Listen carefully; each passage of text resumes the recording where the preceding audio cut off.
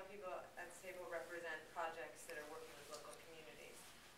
And that's something that I'm curious about. How much do your travelers, do your guests engage with these projects? And Carol, do you take people to see the spots in Namibia where you set up the bike road? We do actually. What we've done is when the container originally went over, we took and we converted the 40-foot container into an actual working bike shop. So they took a blowtorch and they cut out doors and windows, and we sent along canopies and stuff. And so it's a fully functioning facility. And then what we do is our guests that are on that particular trip, we take them, we go back to the bike shop, we rent the bikes from there, and then we take them out, and the guides will take them riding around the community. And so it's sustainable. It is sustainable.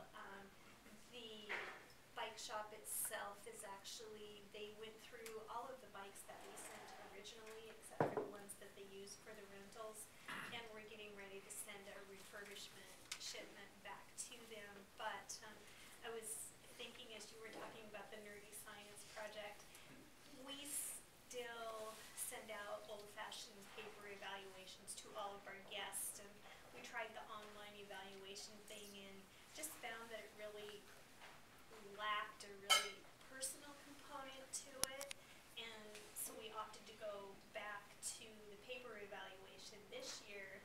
And people always write on there, you know, the highlight of my trip, or I wished I'd spent more time.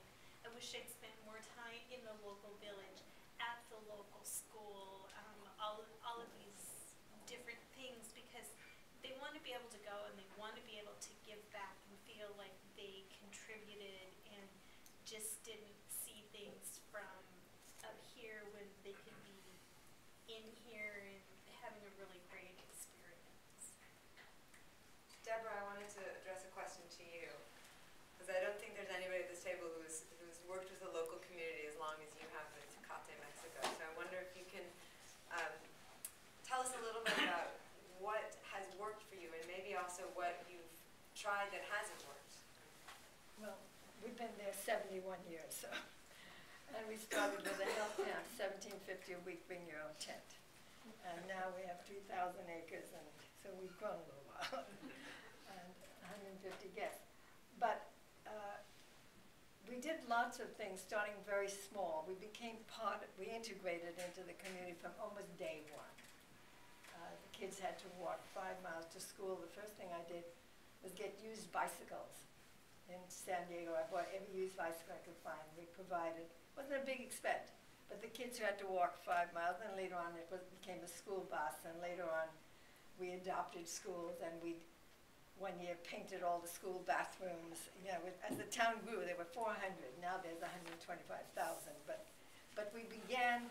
We didn't have any money, so we began with small projects, and eventually, and some of the things that failed were because the town has grown. And but I'll tell you about what was most successful. What failed was, we wanted to have the town cooperate in doing a river park. The river runs right through the middle of town. It doesn't have much water. And we have been cleaning up the river for about 20 years. Every year we have all the schools taking out all the trash.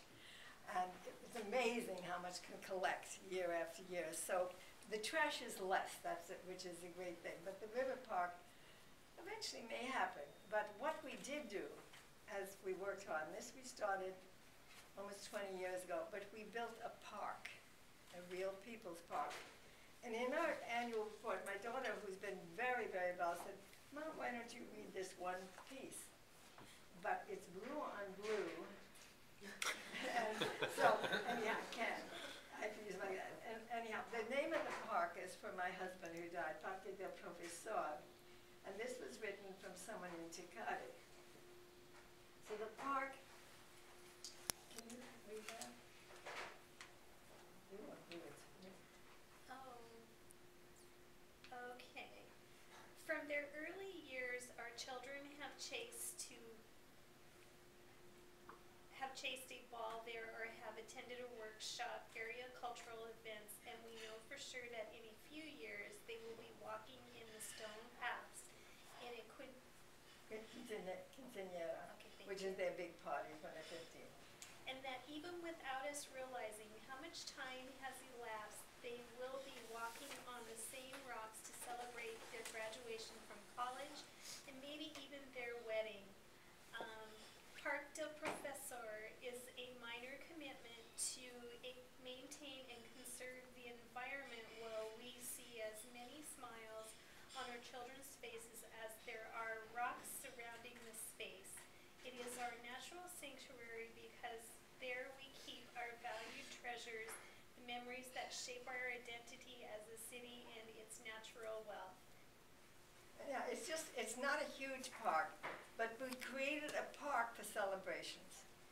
And graduation time, the graduations, weddings, parties, soccer thing, that has done more to create an impact on a community of 125,000.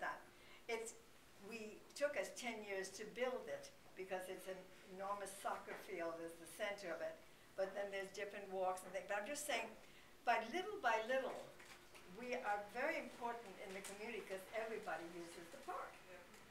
And it's something that, hotels can get together in a community. We did it on ourselves because we're a small community and over years, but it's won every kind of award. It's like an inverted pyramid. It's all rock. And we're about to have Day of the Dead ceremonies, and we do all the rituals, and we get 4,000 people to one of the things, and Day of the Dead will be a week from Saturday. And all the schools compete to do altars. It's a tradition in Mexico and much of Latin America. But each school does an altar to, sometimes it's Gandhi, and sometimes it's a movie star, and sometimes it's a teacher who died, and Mother Teresa and Pancho Villa, you name it. And they have a competition, and the school gets money to buy school supplies. And so this is the elementary school, so there'll be 30 altars or more. And everybody comes, not only from us, but another. On World Food Day, which is coming up, we'll be doing something, but on World Earth Day, we had 6,000 people. Buses come from towns 100 miles away because we do all the environmental training things. So we have created almost a cultural bubble that people come. So if you start small and you keep on at it, and I want to add my thank you to everybody, to Nancy, to the judges, and to everybody here. I'm learning a lot. I'm taking lots of notes. Whenever I travel, and I travel a lot, I always do a sort of debriefing of what I saw and what I learned. I got lots of notes to do. But we started very small. It doesn't take a